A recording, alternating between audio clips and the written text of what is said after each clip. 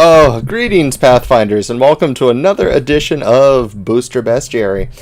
Before we begin, I do want to take a second to show off for the first time on the stream that I have compiled all of our Booster Bestiary entries, our first 53 entries, into a PDF for your convenience. Let me just go ahead and show it off here for a second. There we have it. So this is just a free little thing. You get it here on the website, which I will link in chat. It's also been uploaded to a number of social media sites.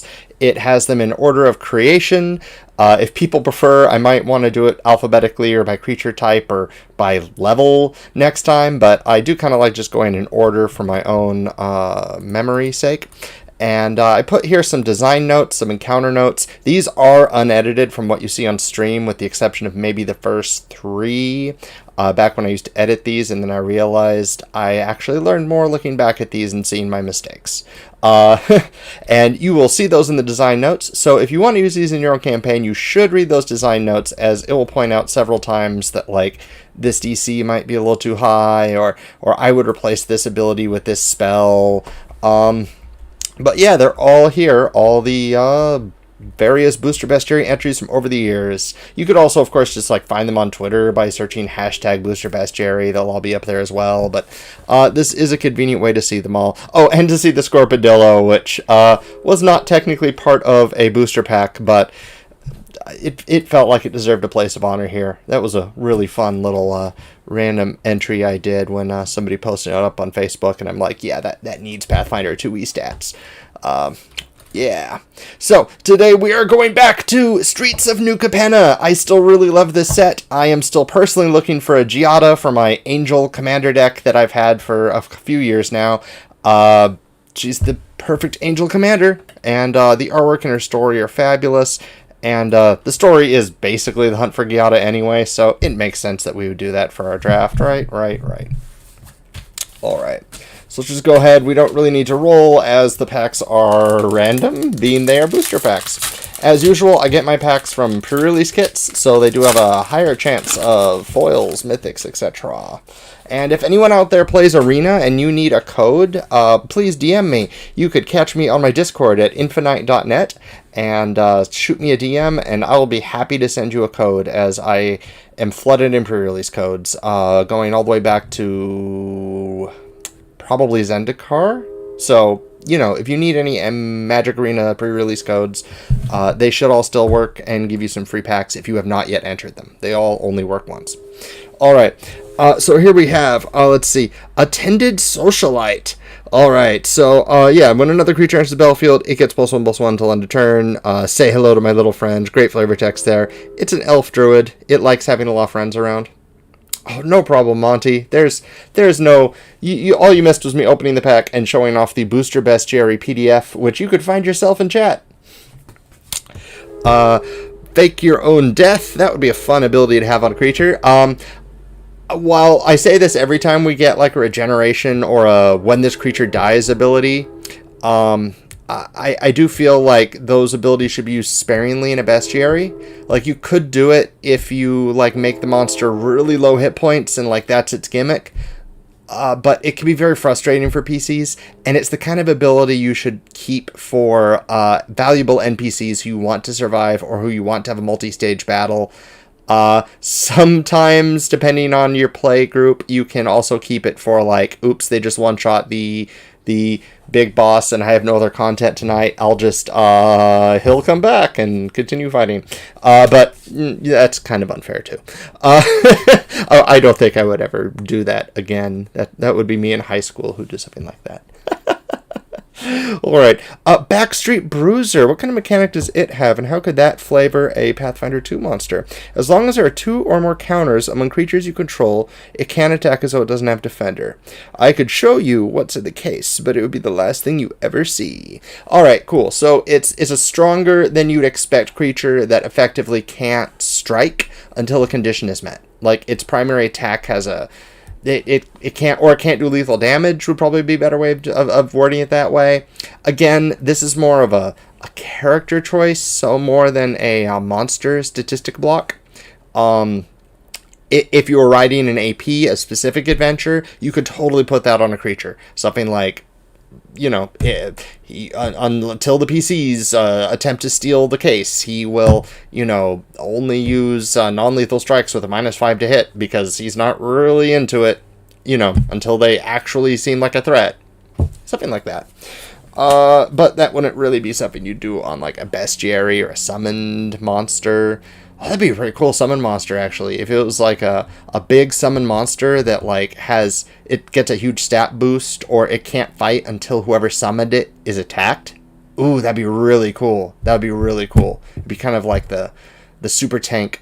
Did think about summons earlier today. The No Direction, I released a Summon Dex update for Book of the Dead. So if you want to see some great new summons and some awesome feats for summoners, at least for the animate dead type summoners, you should check out my article at nodirectionpodcast.com. I've been thinking a lot about tank summons because the floating head has an ability. One of the floating heads, like the mid-level one, it's a 5-star in my review, has an actual tanky ability. It one single action target does a will save, and or it does a check against a will save, and the target kind of has to attack it if possible.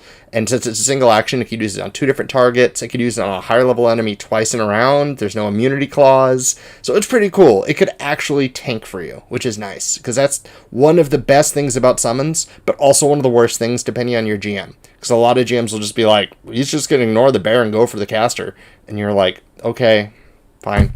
All right, back to this though. Rafine's Guidance. Is Rafine? I think I don't know who that is. I think it's one of the Dons of, I want to say the Maestros. No, they'd be the attorney ones. So I forget their names. I need more Capenna lore. It's a buff. You can cast it from a graveyard for paying 3 instead of its mana cost. Man, that wants to be in a Regent deck so badly. In a Light Paws deck so badly. In Standard, at least. Probably not good enough for Commander for it. Expendable Lackey! You exile him from your graveyard to create a 1/1 blue fish creature token. With this creature can't be blocked. You literally send him to go swimming with the fishes. That's a great story. I like the design.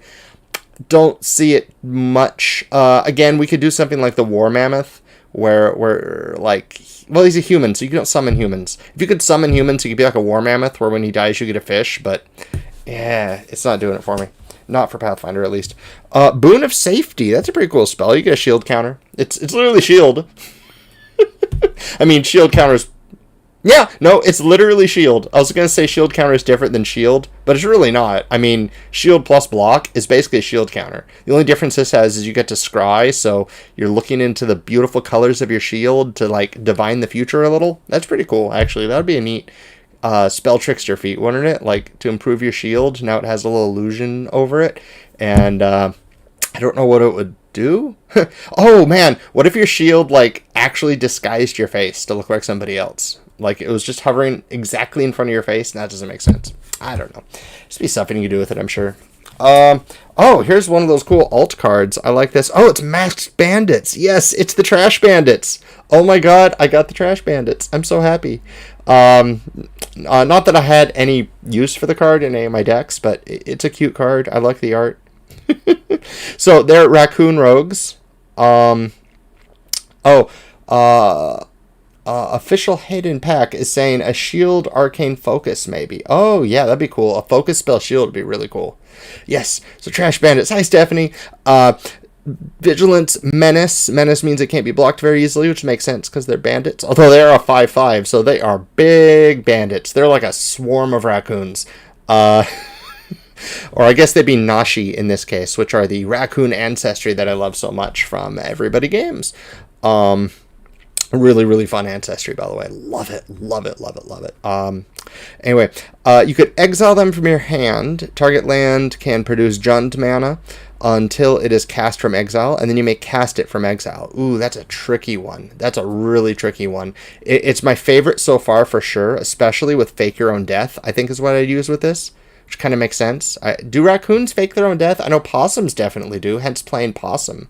I mean, I used to see that in my backyard once or twice when I was a kid in California, but, like, I don't know if raccoons fake death. I think they just hiss a lot. Oh, man. Okay, that's going in the definite, like, probably pile. That's the current winner, I think. Midnight Assassin. It's a flying vampire assassin. Yep. It's an assassin with a... Take the assassin, give it a fly speed, and throw a couple vampire abilities on it. You're good. Tramway station. It's a tramway station. It's a land. Obscura charm. Oh, that does a lot. I do like charms. I want a charm commander. Wizards, come on. Give us the charm commander, you cowards. A 5-colored... I don't know what it does. Oh, I guess you could use the book, huh? There's like that book from Strixhaven. Would that work as a charm commander? Gotta think about that now. I have a pile of charms waiting for a charm commander, like separate from other cards, just this pile of every charm printed from Mirage all the way up. Just waiting for the charm commander. Charms, for those who don't know, are spells that give you 3 options, and you can do one of the 3. So they're kind of like spell hearts, I suppose, is what you'd make them if you were to make them in Pathfinder 2e. Promote me by giving this raccoon the Nashi trait. Do it! Oh, I will, Alex. Okay, fine. Alex Algunas is in chat saying, promote me by giving the raccoons the Nashi trait. Yeah, I guess I got to. Scuttling Butler. It's a construct butler. There's plenty you could do with that. It's a porter, cleaner, and bouncer all in one. It's... Honestly, whenever I need a big construct, I tend to just take the dig widget and it's like at the perfect level for like, it can't be taken out by a bunch of level 0 and level 1 commoners, but it's not going to be a military force. I tend to use dig widget as my random, I need a random construct. I need a construct about the size of a shopping cart or all the way up to a Beetle Volkswagen. Yeah. Anyway, another charm. How charming. This pack is very charming. Maestro's charm. It's a charm. Yep. That one's like an Afuda almost, right? Well, I mean, with a dagger holding it, so a little threatening. Oh man, the Punch Girl! Seeing this is as good a time as any. I do also want to announce that I'm going to be on No Direction Beyond tomorrow night. I'm absolutely thrilled. I'm going to be helping to produce the show, and we're going to be interviewing John Compton, talking about Drift Crisis, which is an amazingly cool book. I absolutely love it, and I'm really thrilled and honored to be part of it. This card reminded me because Vanessa's been helping me with all the learning how to configure OBS for No Direction. So, Punch Girl, it just, yeah. Anyway, Jaskis the Troublemaker. She has Blitz, so you could bring her out really fast and she gets haste. You could discard a card, create a token that's a copy of another target creature you control. It gains haste, and when the creature dies, draws a card. Sacrifice it at the beginning of your next end step. Okay, she's like a Kiki Jiki. She can make a copy of somebody. So she even though she's a troublemaker, she seems to influence other people to be troublemakers as well.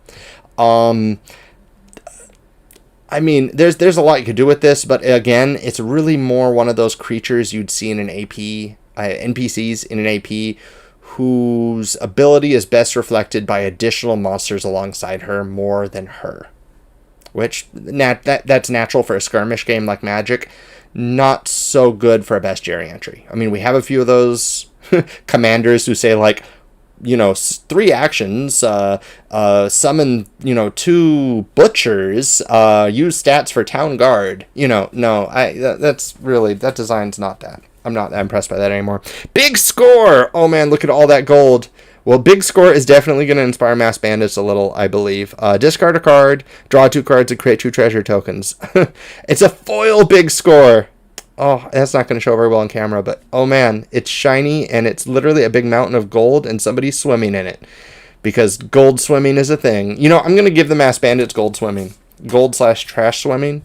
What would you call that? Particulate swimming, maybe? I don't know. Punch Girl Tree Raiser. Oh man, Punch Girl Tree Raiser. I like it. Here's a really beautiful island, kind of a Venetian, Ravnica-ish cityscape island. It's not an island. Islands are defined by a landmass surrounded by water. This is water surrounded by a landmass. So it's not an island, but I get it, Wizards. Island represents any kind of water-infused land from which you could draw blue mana. And we got a goblet as our treasure. Neat. All right, we're going to do Mast Bandits. Canal. Yeah, it's definitely a canal, Stephanie. You're right. But there's an entire blog. I think it's actually on Imgur, but there's an entire blog that gets all the islands Wizards of the Coast has released that are not islands, and kind of makes fun of them. My favorites are the ones where you could see all the sides around the water, and it's like, that's not an island, that's like a lake, that's a puddle, that's not an island. or in Zendikar, they have floating rocks, and it's like, it's floating, that's not an island. Lorwyn was bad too. They were all rivers in Lorwyn because that plane has no oceans. It's all rivers. I think it has an underground ocean, maybe, but that'd be an aquifer technically. But ocean-sized aquifers are not oceans. All right, so let's look up Mast Bandits. Oh, I gotta go on Scryfall, don't I? Mast Bandits. Last week we made Cormella the Glamour Thief. She was really cool. Vampire. She does special things with her Misty Escape. She has like a last ditch death throw ish type thing with her Misty Escape. Mostly though, she steals people's spells and puts them on cards, and then could use her deck of cards to cast those spells. It was our it was fun having. I'm glad Chat was here. I'm glad you were here, Chat, to encourage me to use a card deck mechanic with her. But we are going to go ahead and reset this. New monster. And reset that. Alright. Mast Bandits. So first thing I want to do is write down the special abilities that we're definitely going to have. One will be called Big Score. Oh, Big Score is going to be the gold swimming. So swimming through coins. Coins is like gravel coins. Little bits, little pebbles. What do you call those? Particulates? Junk, rubbish, detritus, wreckage, refuse, pieces. Fragment swimming, piece swimming. I guess we just make it a burrow speed, actually. Yeah, just make it... No, debris. There we go. Thank you, Monty. Debris. That's a good idea, Monty. Oh, and hi, Takale. Hi, Elder Stream. Yeah, so let's call this Debris Swimmer. And this will basically modify its burrow speed. How would we even do that? Okay, no, it'll modify its swim speed. I think raccoons could swim. Can raccoons swim? Yep. Yeah, they're quite capable in the water. Okay, they're not very efficient swimmers, but they're kind of... No, let's not make it that then. Let's just make it an ability called Debris Swimmer. We'll make it a general ability. Mast Bandits can move through particulates such as coins, gravel or refuse, as though they were burrowing, as though they had a burrow speed of 30 feet. Because for speed, we got to give this treat debris like water. Yeah, more like burrow. I think I like burrow more than swim. Swim has issues that I don't really want to get into. Because if I gave it so I'm gonna give it a burrow speed of 10. So it's very slow. But if with Debris Swimmer it increases. Oh, that's how I should do it. Debris. Increase the Mast Bandits burrow speed by 20 feet. Or it should say the Mast burrows. Well, in Debris, Mast Bandits gain a plus 20 foot status bonus to its burrow speed. I guess I gotta make this one bandit because it's not going to be a multi-creature. So Mast Bandit gains to its burrow speed. Great, that works fine. And then, of course, its natural speed would just be like 25 feet. Burrow, 10 feet. All right, cool. Gotta give it a name. Gotta give it the name. So Mast Bandit, I will make this a humanoid. I will give it the Nashi trait right off the bat because they are Nashi. And you could check out Nashi as well on DriveThruRPG. And then this is a big boy. He's a 6 for something like a raccoon. You don't think of that. I've made a lot of level 10 monsters. Like that was where my first mind went. I haven't made very many level 8. Man, you know, I'm going to make this level 12. That seems high, but, like, they are a 5/5. That's a dragon. That's like a Shivan dragon, like a full-grown, adult, big dragon in Magic. Like, 5/5 is big. 14? Okay, fine. You know, I've never made a level 14 monster before. I'll make it level 14, Alex. So languages. I'm not 1,000,000,000% sure if Nashi is its own language. So I will let Alex get back to me on that. And I will go ahead and post, by the way. Here's Nashi if you want to check it out yourself. Love, love, love this product. I think I have a long review of it on the page. No, I don't. Enzeitgeist has a wonderful review of it. So check out Enzeitgeist review of the Nashi, and it will tell you everything you're going to get. Oh, an Eldritch Dream has a raccoon fact. Worldwide, many of the names given to raccoons refer to their tendency to rub or wash their food. In fact, raccoon literally means rubbing bear or washing bear, but I forget which. Awesome. All right. So I'm going to... Oop, that showed that. I'm going to quickly check Nashi and make sure, see if it's a language. Because I'm really curious now. Languages, common, Nashi, and an additional language. Great. All right, so we will give it common and Nashi. And then let's go ahead and base this off the NPC criminals. What is the highest level criminal usually? The highest level crime dealer is the assassin. We're not really doing an assassin though. We're doing a bandit, which is actually a thing. Just wanted to check the bandit and see what they usually make them. Okay, yeah, we're not gonna work off a. What do? They have vigilance and menace. And they could come back from the dead. Let's go ahead and make this or play dead. Let's go make this a skill paragon dexterity or a skirmisher. Let's make this a skill paragon dexterity. Yeah. No, let's make this a skirmisher. Because it has menace. Oh, it has menace. Maybe we should make it a tank. Or a brute. Man, it's a brute. How is this a... Okay, it's a brute. I guess bandit does mean brute. Like, specifically, bandit is somebody who will hurt you to get what he wants. A bandit doesn't sneak around. Well, they do sneak around, but, like, banditry means, like, attacking someone for their stuff.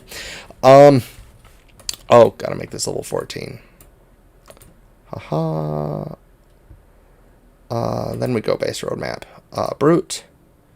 We'll probably be switching the strength and dex, though. These seem more dexy than strengthy. Nashis do get bonuses to dex, right? They're small-sized. Oh, they get intelligence bonus. Okay, cool. They are at high intelligence, so strength Nashi is fine. Do these look strong? They look pretty strong, too. I mean, they could tip over a trash can. I mean, they're small, so, you know, that's something. All right, let's go ahead and... Common, Nashi. Let's give this a high intelligence. Intelligence will be its highest, which is very rare for a non-caster. So this is going to do some interesting things already. And since intelligence is the highest, we got to lower that strength to like a +5. If a huge raccoon person was coming at me with a violent intent, I would be terrified. Thank you, Tikal. Or thank you, Stephanie. I would be terrified as well. All right. The moderate AC is good. They gave it high hit points. We're going to do the... Okay, I think I know how we're going to do the comeback from the dead. We'll be fine. Those hit points are fine then. They don't have any resistances or weaknesses. The Nashi, in particular, if I want to give it some abilities from its heritages, the Filcher is probably the best one for this. The Filcher Nashi, they become trained in thievery and expert in thievery. And... Okay, cool. So it's going to have high thievery. We're cool with that. We could do that. In addition... Let's give it Urban Nashi. Ignore difficult terrain caused by crowds and tight spaces, and can use acrobatics to squeeze untrained. If you roll a success on acrobatics to squeeze, you get a critical success instead. Okay, cool. So let's just give it that really quick. Let's call it Urban Nashi. Let's make this a defense. No actions. The Mast Bandit ignores difficult terrain caused by crowds, tight spaces, and debris. And can squeeze and if it rolls... Oh, this was period. If it rolls a success on an acrobatics to squeeze, it gets a critical success instead. There we have it. So let's make sure the acrobatics is extreme. Good, it is. Let's also make sure it has thievery at high. Very good. Let's actually make acrobatics just high, because I did lower the dex there. And let's make thievery extreme, because Nashis are really good at that. Let's go ahead and make stealth high. Let's make athletics moderate, so it could avoid some AOs. Intimidation has to be high, because this thing has menace. Diplomacy low. I mean, it's a skill expert, but low doesn't actually mean low. Low is still pretty high on an NPC. It means it's still a viable option. The terrible ones are the ones where you just don't give them anything. It'll just be like a plus 14 plus stat, maybe. Deception, we're going to put it high because they are roguey. I'm going to put crafting at low because it could potentially craft, because Nashi are really good at that. These ones don't have any gadgets, though. Yeah, I know. These ones aren't crafters. They're thieves. Let's put society at moderate, though. They know where to go. They are street smart. I think I've called it for a single squeeze check in all the campaigns I've run in 2E so far. Yeah, I know. Tikal, squeeze does not come up very often. But Urban Nashi also lets them move through debris as not difficult, which most GMs would probably just look at Debris Swimmer and be like, so that gets to move full speed, right? This confirms that, yes, it gets to move full speed through debris that is normally considered difficult terrain. That confirms it like twice fold. And yeah, squeezing doesn't come up often, but when it does, it does. And when you see a monster that could squeeze, it will inspire some GMs to be like, you know what? If they go through a ventilation shaft, they're going to find themselves a Mast Bandit. And it's going to hiss and bite, and they're going to get scared. Oh, man. Definitely got to give these a bite attack, right? Yeah. Yeah, definitely got to give them a bite attack. They also have precise touch, tremor sense. They have tremor sense 5 feet. Nashi kind of get that as a thing because of the preciseness of their sense of touch. So I'm going to go ahead and give them that now. Let's give them moderate perception. Let's give them tremor sense 5 feet. Dark vision and tremor sense 5 feet. I mean, it's better. It's a raccoon. Raccoons have to have dark vision, even if Nashi normally don't, which I'm sure they probably do. But if they don't, this one has it. Do we see anything right here that I'm like, oh, I gotta put this in here? Scramble. Oh, Scramble's a good name for that reaction that I was thinking of putting in here earlier. Okay, yeah, we're good. All right, to be fair, if there was a narrow space to squeeze through near a pit full of spiders, I would just assume that the narrow space is full of spiders and be terrified. Yeah. Yeah. Oh, low light. Okay, low light does make sense. A lot of animal species will just have low light, like Kitsune. When I say a lot of animal species, 9 times out of 10, I'm just short-handing Kitsune. Or I should say long-handing it. Dustin played 4D Bestiary chess. You know, Faceless, those are the entries I enjoy in the Bestiary. You should try to play 4D chess. You should try to think, how many different types of encounters will this monster inspire in a campaign? If you're not just thinking it yourself. Oh, man. Yeah. All right, cool. Let's go ahead and give them an attack. So as their strike, they will bite. They have to have a bite, even if it's as a side hustle, a side strike. They have to have it. I think bite.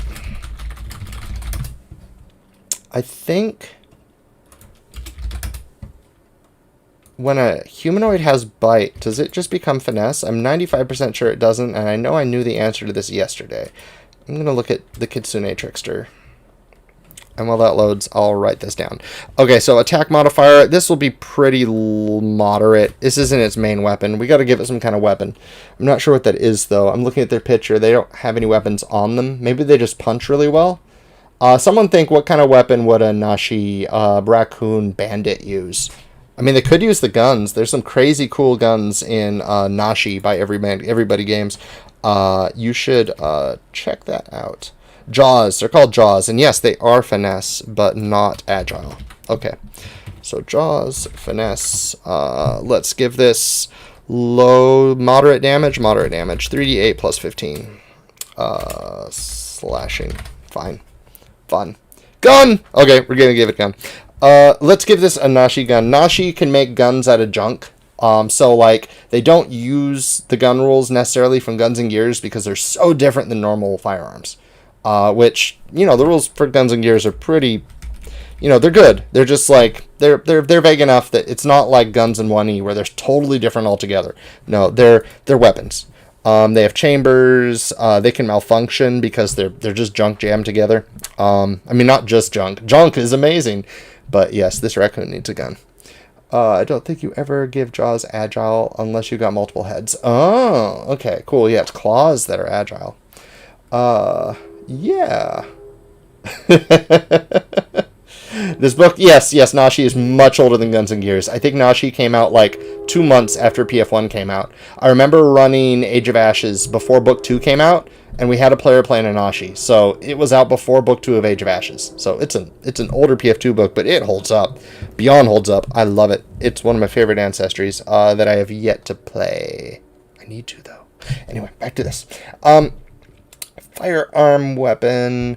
Alright, so there are a couple ones to choose from. The Bomb Lobber lobs bombs. I don't think it would do that because it doesn't want to burn up its trash. The Flame Belcher, it's a flamethrower. That's amazing. The Ice Lancer. Oh, it's connected to a moisture tank, and when the triggers pull, the water is frozen to a jagged spike of alchemical coolant and before launching at the enemy. Oh, cool. The Lead Gatler, it's like a pepper box.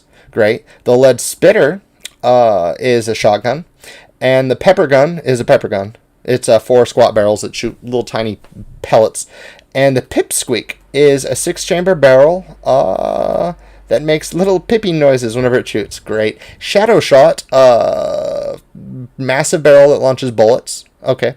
And the Thunder Torch uses magnetic coils to make electrical jolts. Oh, that's cool. I like that. I refuse to fight him. This guy's friend-shaped. Yes. All right. So we're going to go ahead and give him the Thunder Torch. Because I like Stesian coils. I think they're really cool. Tesla coils, whatever you want to call them. And a Tesla coil gun is just really cool. All right, so the Thunder Torch has the Chamber 10 malfunction and stun ability. So what is stun? Stun. You could toggle weapons attack between dealing lethal or non-lethal. Oh, excellent. So the bandit could do non-lethal. That is great. So I'm going to go ahead and give this the stun trait. I'm just going to stun modular non-lethal. Just in case some inferior person out there doesn't happen to own Nashi or remember the stun trait from this one book, I'm going to put modular non-lethal so people understand what stun means. The malfunction is it becomes jammed, so you'll have to clear it on a 1. All right. I might just have to not give it these traits at all. Just give it the range 30 feet. And then put the abilities Nashi, Thunder Torch, and explain what those mean here. So offensive, none. The Mast Bandit can adjust whether the Nashi Thunder Torch deals lethal or non-lethal damage as a single action activity. How does malfunction work? If the Mast Bandit rolls a critical failure with the Nashi Thunder Torch, the weapon jams. A jammed weapon cannot be fired until the weapon is cleared using the clear firearms as a single weapon. Is cleared with an interact action. There we go. I'm going to say instead of single action activity, with an interact action. There we have it. Perfect. Oh, and damage. Damage. What kind of damage does this thing do? The original does 1d6 electricity, so not the highest, the reload is 1 to 3, hands, two-handed. Okay, cool. So let's just say, let's just give it a high to hit, but not extreme.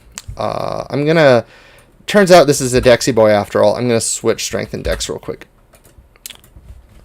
There we go. And then let's make dex even a little higher. There we go. And then for damage, it will do, I want to do more than bite. Let's do 3d10 plus 18. That would be 34 on average compared to the 28 for the bite. That seems good. Electricity. Perfect. Reminds me, I need to finish working on the Ixihas, a spider beast ancestry. Permaspires, unlike the Anandi. Oh, okay, cool. That was from Eldritch Dreams in chat. Cool.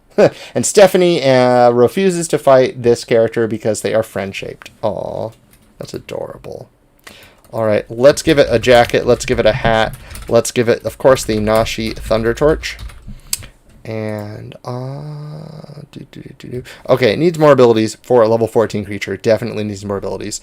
Oh, yeah, it needs Fake Your Own Death. So let's give it Feign Death, which I believe we have stats for already.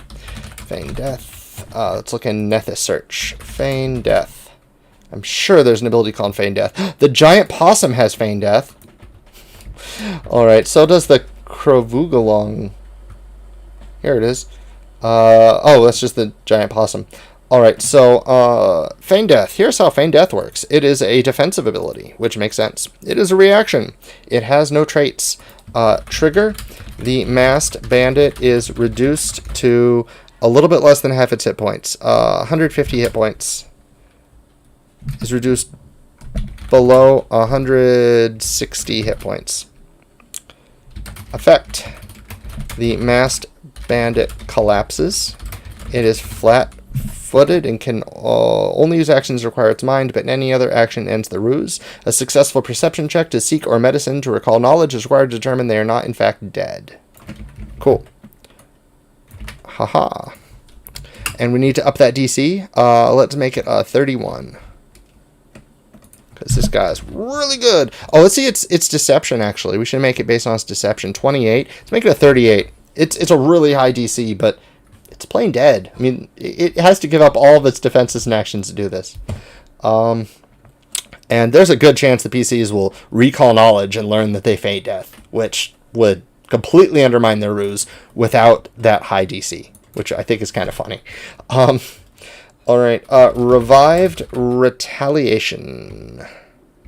Revived Retaliation. Yeah, that works. So Revived Retaliation is another reaction. It is defensive, even though it's called Retaliation. Trigger. The Mast Bandit is attacked or disturbed by a creature within, since it has the gun, I'm going to say within 30 feet. While feigning death. Effect. The Mast Bandit strikes the triggering creature who is flat-footed to the attack, to the strike. Perfect. That's in line with the auto-deception of gargoyles and anime objects. Yep, deception. Yep. Alright. So, since it gets to attack while flat-footed, and they are rogues, maybe I should give them a sneak attack. If I do, though, I need to lower its base damage for sure. And, yeah, I definitely need to give it, like, a sneak attack. Let's... Sneak attack. Let's go ahead and look here at level... Here's a level 16 creature with a sneak attack. Level 16, you usually get like 4d6 extra sneak, which is 14 extra damage. When you sneak attack, you want to make sure the damage for the weapons is a little lower, but if they pull off the sneak attack, it's higher. So 14 extra damage. Let's reduce each of them by 7. There. That's easy to do. And then we get to go. Sneak attack.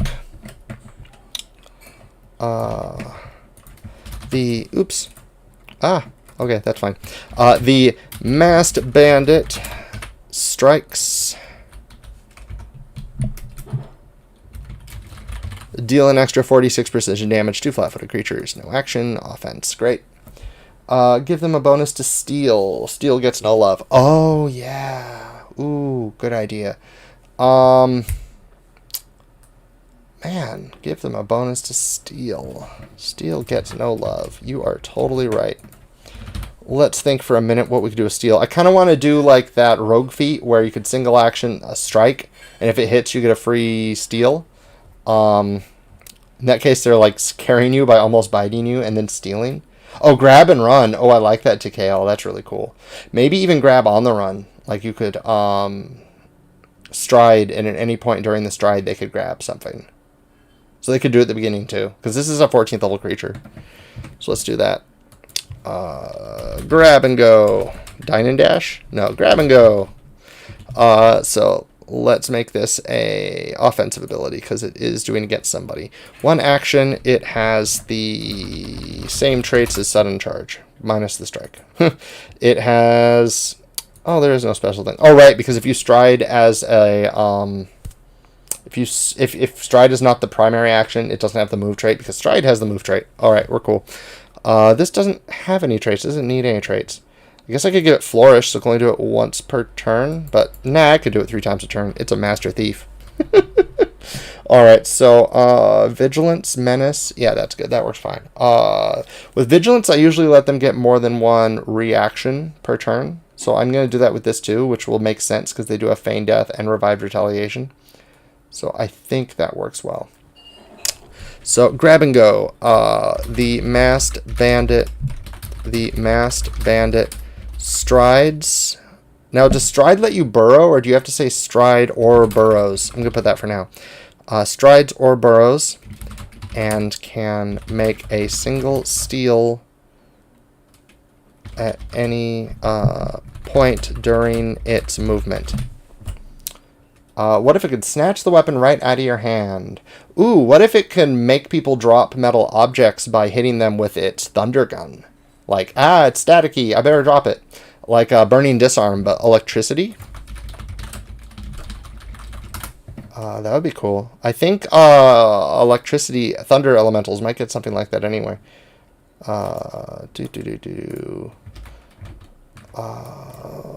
Elemental thunder?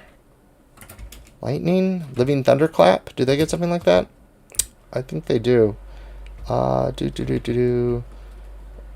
No, they don't. That's in 1E, so I guess they don't in 2E. Lightning, thunder, electricity. Yeah, no, Living Thunderclap looks at the very beginning to be the only air elemental I can find. Air elemental. The only electricity air elemental I could find. Yeah. I mean, there's a couple others, but they also don't steal. Okay, that's fine. Cool, we'll make our own ability that does this then. Stride lets you use any of your speeds, I believe. Okay, cool. Then we'll just say stride. I'll put stride or burrows, just so people don't... no, I'll put strides. Alright. So what do we call burning disarm, shocking disarm? Easy peasy. Offense, actions 1, trait. This will have the attack trait. Because it's using its accuracy to hit whatever you're holding. The Mast Bandit uses its Nashi Thunder Torch to electrify to zap one metallic object being held by to zap one metallic object. Within 30 feet. What kind of check does it do for this? I guess it'd be attack roll. Attack roll against the object. It could also be a... Oh, I gotta give this craft. Haha. Now that you're using a special magic gun, or a tinker gun, it needs craft. Just looked, it says move your speed, specifically refers to land speed. Okay, then I gotta go, it strides or burrows. Could be a reflex save. Oh, I like that. The Mast Bandit makes an attack roll against the target's reflex DC. The Mast Bandit makes an attack roll with its Nashi Thunder Torch against not the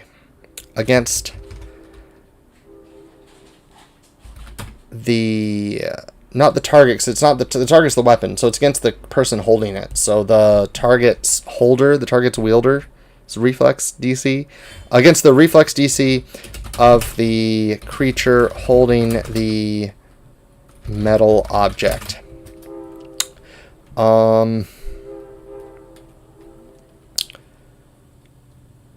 The creature takes the creature chooses the target. The creature chooses to drop the item or takes... How much damage should this do? This should do more than a usual attack. Normally it does 3d10 plus 11. Let's just make it a bunch of dice. I like dice. So normally it does 34 damage. 34 in dice terms, only using d10s, would be 6.1. So let's say 7d10 electricity damage, because you get to choose. Or take 7d10 electricity damage, 14d10 on a crit, on a critical success.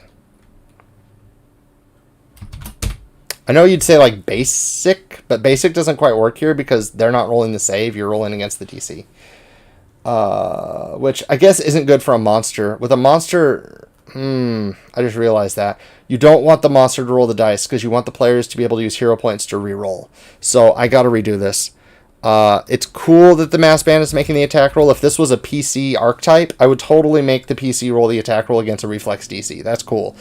Unfortunately, this is a monster, and you want the PCs to have the rolls against monsters when you can. So, Mast Bandit uses Nashes to zap one metallic object within 30 feet. The creature holding the object makes a DC... let's see, 30, it would be 39 if I was to do the attack roll anyway, so that would have been way too high anyway, come to think of it, so I'm glad I double checked this. A high spell DC at this level will be 34. Makes a DC 34 basic reflex save. The creature may choose to drop the held object or take 7, let's say 8d10 electricity damage. Perfect. In that case, it doesn't need the attack trait because it's more like a spell now. Crafting DC. I like dice. Oh yeah, crafting DC. What is the crafting DC? Let's make it equivalent to that. Crafting DC is 28. It's not... You know, I'm going to make the crafting DC 24. I mean, sure, he made that one cool gun and he can maintain it. Maybe he didn't make it. He can maintain it. You know, 24 is still pretty high for this. Oh, he has high intelligence. He needs higher than that. I think at 28. So that is based on his int, basically. Okay, that works. Let's see what extreme DC would be. 39. I could make it 38 and lower the damage. Yeah, I'm going to make it 38 and lower the damage because I think most PCs are just going to drop the object most of the time. A real high DC. Yes, I'm going to lower the damage and increase the DC. It's a high DC, but it could be 100% negated just by going, no, I'll drop it. Fine, I don't take any damage. I have to draw my backup sword. You know. Let's also say... actually, I'm going to make one more action here. Let's make this a general ability just called Mine. It is a reaction. Trigger an object is dropped by a creature within reach. Effect. The Mast Bandit grabs the object, dropping whatever was in its hand if it must. Dropping whatever is in its hand or mouth if full. Cool. I know now it would need like a separate ability to say it could hold stuff in its mouth, but I feel like that pretty much tells you it could hold stuff in its mouth. So whatever. Plus, you honestly should be able to hold something in your mouth. Not wield it, not use it. I don't know. We'll just see what happens with that. If this was an edited project, I would ask about that and potentially not have it. I'm only putting that in there because the Thunder Torch is usually two-handed. This makes it one-handed. Ugh, whatever. Let's organize... Oh, Vigilance. How did I make Vigilance on my last project? Let's just look that up real quick. Booster, Bestiary. I think I said Vigilance was a number of reactions equal to the number of adjacent enemies. Or maybe it was just 2 reactions. It might have just been 2 reactions. Let's make this a defensive ability. No actions. The Mast Bandit gains an additional... where are you? Vigilance, Vigilance, Vigilance, Vigilance. Here we go. Vigilance. Additional reaction each time they use... Yeah, no. Okay. The Mast Bandit gains an additional reaction each turn. Each round. Fine. Because it has 3 reactions, and like it should be able to either pretend to be dead and bite someone when it tries to see if they're dead on the same turn. Yeah. I like putting the reactions on the same spot. I know... General? Is mine still General? Yeah, it is. Okay, that's fine. Okay. Oh, and Menace. I do have to give it one thing for Menace. Let's do, Menacing Hiss. This will be a, this will basically just be Battle Cry, which I think I worded well on the Stoutland. Here we go. So another reaction. General reaction. Alright. Oh, this isn't general. This is defense, believe it or not. That's fine. Trigger. Mast Bandit rolls initiative. Effect. Mast Bandit hisses to demoralize all foes within 30 feet. There we have it. So now it has Menace, it has Vigilance, it has the Exile, and then Recast with some bonus of stealing stuff. It can steal stuff. It's a Nashi. It has Big Score. It has Fake Your Own Death. That is all the design guidelines we set out to have today, and I believe either Arcane Mark or Param's stream is starting up soon. And 50% sure it's Arcane Mark. So you should definitely all check out Arcane Mark because that is a really fun show, and I absolutely love it. Once again, I will be live on No Direction at NoDirectionPodcast.com tomorrow evening. So for No Direction Beyond, as we were discussing the new Starfinder book, Drift Crisis, and it's going to be awesome. John Compton will be there, and he's an incredible, incredible guest. Alex Agunas and James will be there, and I'm super thrilled about it. I'm super excited about it. Once again, check out the original Nashi at DriveThruRPG. It's an awesome book with tons and tons and tons of stuff for both the Nashi and other creatures who want to use their cool abilities and items. And thank you all for showing up. This was really, really fun. I will be here Friday for an interview, and that's going to be great. Check out infinite.net for more information, as well as the official Discord. Thank you once again for showing up. Thank you especially to everyone who subscribed and and everyone in chat. And remember, you never know what you're going to crack next time on Booster Bestiary.